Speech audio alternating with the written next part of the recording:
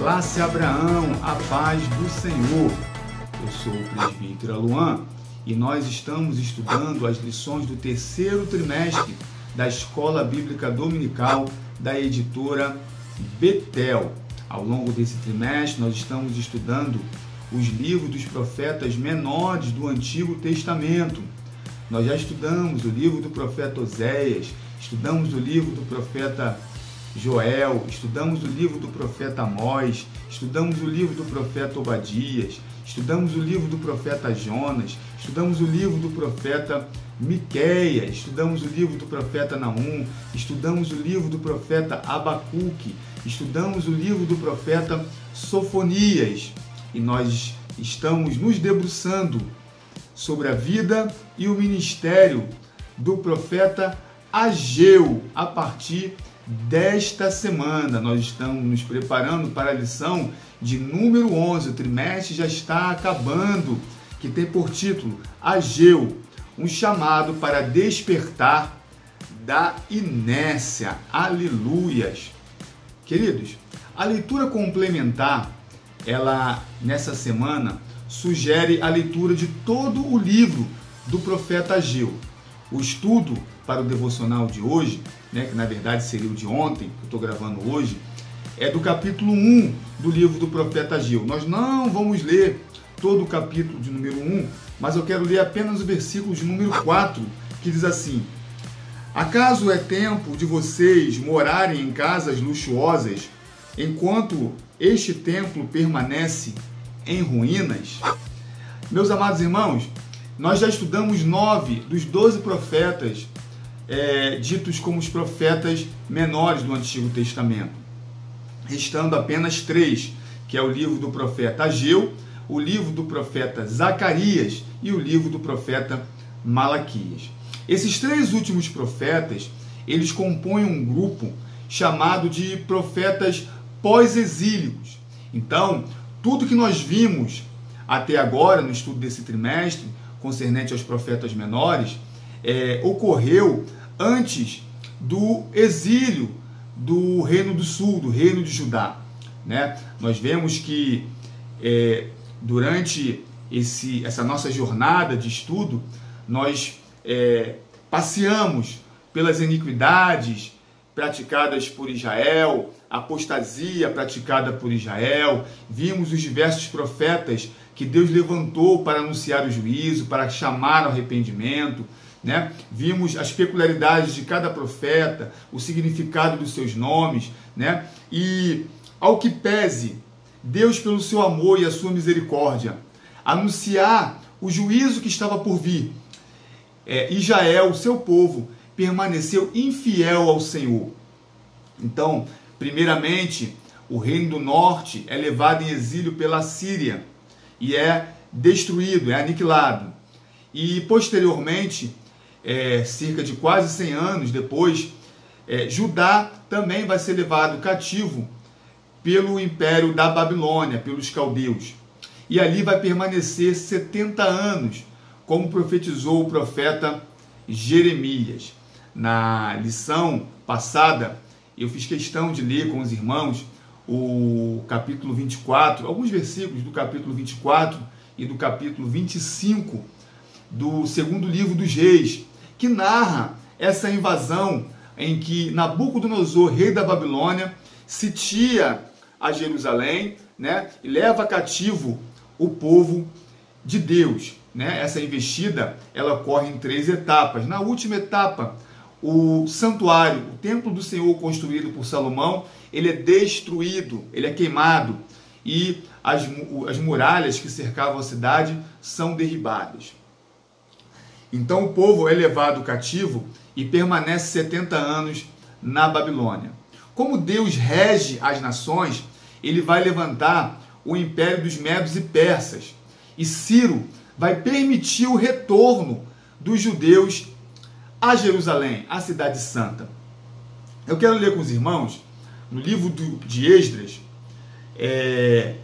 no capítulo 1, no verso 1, diz assim: no primeiro ano de Ciro, rei da Pérsia, para que se cumprisse a palavra do Senhor por boca de Jeremias, despertou o Senhor o espírito de Ciro, rei da Pérsia, o qual fez passar pregão por todo o seu reino, como também por escrito, dizendo: assim diz Ciro, rei da Pérsia: o Senhor, Deus dos céus, me deu todos os reinos da terra, e me encarregou de lhe edificar uma casa em Jerusalém de Judá. Quem dentre vós é de todo o seu povo, seja seu Deus como ele, e suba a Jerusalém de Judá e edifique a casa do Senhor, Deus de Israel. Ele é o Deus que habita em Jerusalém. Todo aquele que resta em alguns lugares em que habita, os homens desse lugar o ajudarão com prata, ouro, bens e gado, afora as dádivas voluntárias para a casa de Deus, a qual está em Jerusalém. Então, nós vemos que Deus demonstra a sua soberania sobre as nações, fazendo as sucessões de reinados e impérios, né, segundo os seus propósitos. Então, nós já tínhamos visto que Deus levanta o império assírio para levar juízo ao reino do norte, levanta o império dos caldeus para destruir o império assírio e levar juízo ao reino do sul. E agora Deus vai mover por seu espírito um novo império, né, dos persas, para que permitisse o retorno do seu povo à cidade, né, como ele havia prometido, porque Deus é fiel e zela pela sua palavra. Então nós vemos que essa profecia se cumpre, e Ciro vai permitir que os judeus retornem para a sua terra, e vai prover os meios necessários para a reconstrução do templo. Então percebam que verdadeiramente Deus coloca esse projeto no coração do rei da Pérsia, né? Ele não só reconhece que Deus entregou as nações a ele, como reconhece que ele precisava fazer com que o seu povo retornasse a Jerusalém e ainda provesse o povo de meios para reconstruir a casa do Senhor. Ocorre que no capítulo de número 3 do livro de Esdras diz assim: chegando, pois, o 7º mês, e estando os filhos de Israel já nas cidades, se ajuntou o povo, como um só homem em Jerusalém. Então o povo retorna.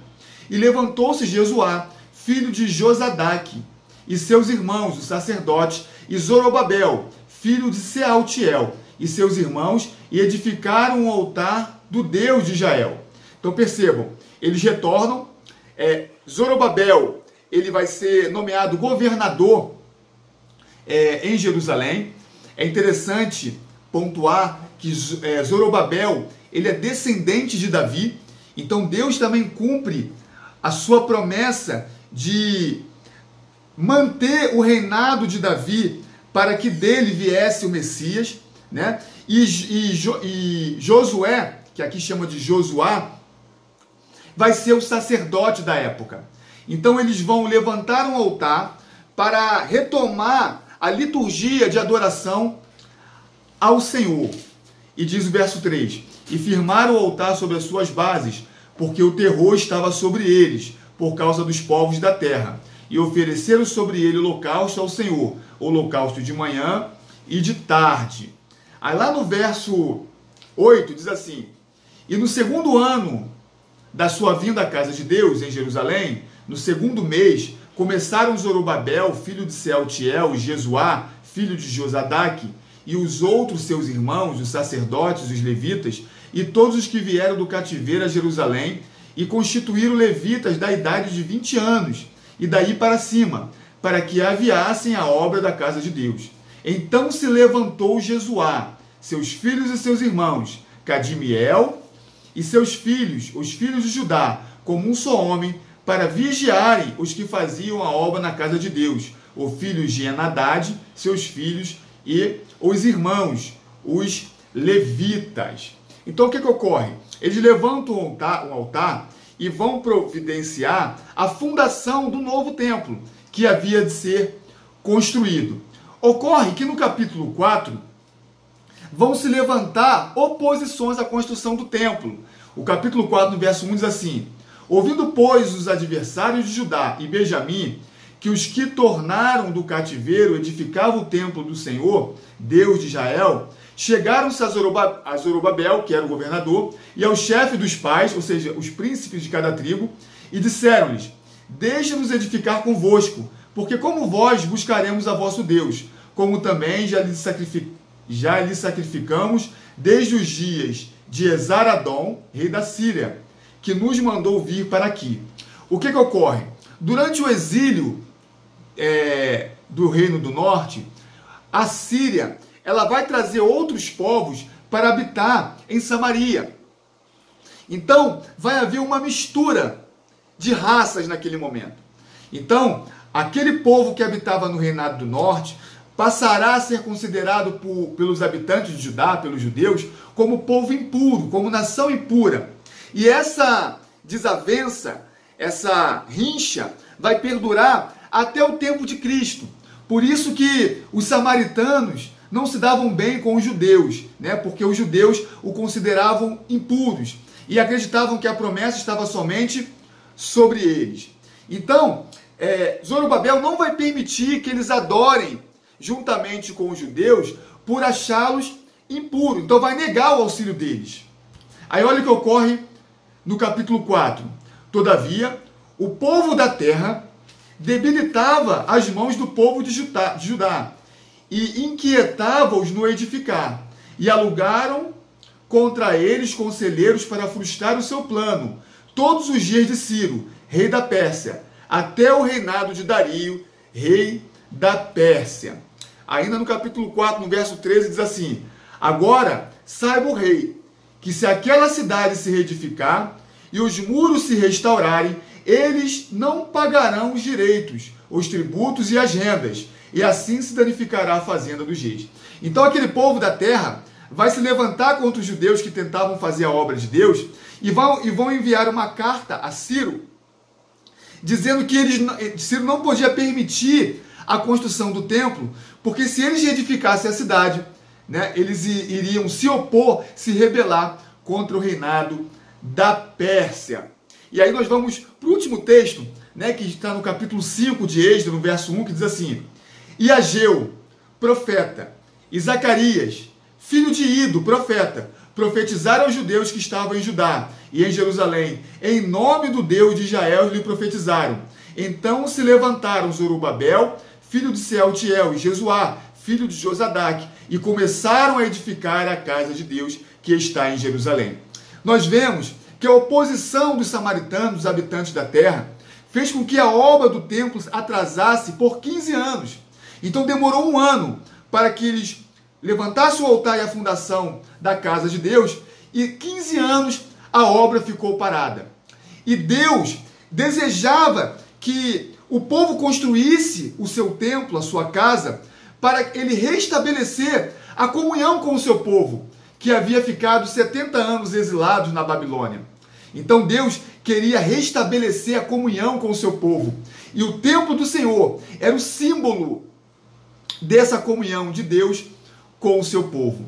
O texto que nós lemos no capítulo 1 vai nos dizer: acaso é tempo de vocês morarem em casas luxuosas enquanto este templo permanece em ruína?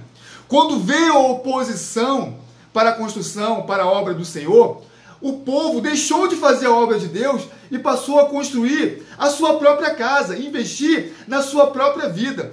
Já que está tendo dificuldade, já que está tendo oposição, então vamos fazer cada um a nossa vida, passar a construir. Só que o texto bíblico nos diz que eles passaram a experimentar dificuldades, porque Deus passou a fechar as bênçãos, reter as bênçãos, para que o povo voltasse à direção, né, que permitiu que eles retornassem, que era de ter comunhão com ele.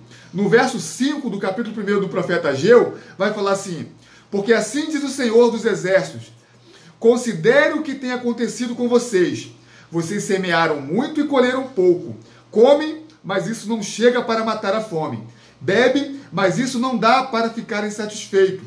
Põe roupa, mas ninguém se aquece. E o que recebe salário, recebe-o para colocá-lo numa sacola furada. Ou seja, quando eles deixaram de edificar a casa de Deus, eles deixaram de ser próspero, porque Deus passou a reter as suas bênçãos para fazer com que o seu povo voltasse ao propósito de Deus em levá-los de volta para a sua terra. Então, queridos, nós vamos ver nessa linda lição do profeta Ageu durante toda essa semana que nós precisamos priorizar a obra de Deus em nossas vidas. A palavra de Deus diz, o Senhor Jesus nos ensinou, né? Buscai em primeiro lugar o reino de Deus e a sua justiça, e todas as demais coisas vos serão acrescentadas. Então, querido, que esta palavra sirva de alegria para o seu dia, de vida para o seu dia, né? Que fortaleça a sua fé em Cristo Jesus. É apenas o início, o contexto inicial sobre o qual nós vamos debruçar sobre a mensagem tão linda, tão curta, é bem verdade, mas tão linda, do profeta Ageu. Que Deus te dê uma terça-feira, esse devocional é de segunda, mas estou gravando na terça-feira, uma terça-feira de bênção, de vitória. Continue abençoando o teu dia, te dando a alegria que provém do Espírito Santo de Deus, e que Deus te abençoe.